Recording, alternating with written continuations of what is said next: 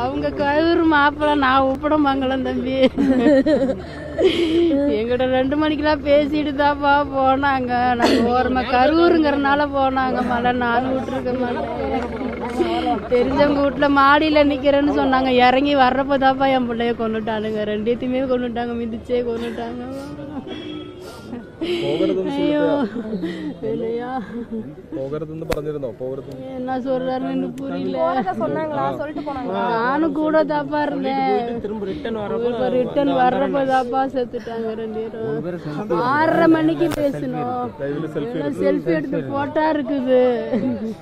பேசுறேன் 6:30 மணிக்கு நான் கும்பலா இருக்கு வந்துருங்க, நாங்க பத்திரமா தான் நிக்கிறோம் வந்துருவோம் அப்படின்னாங்க.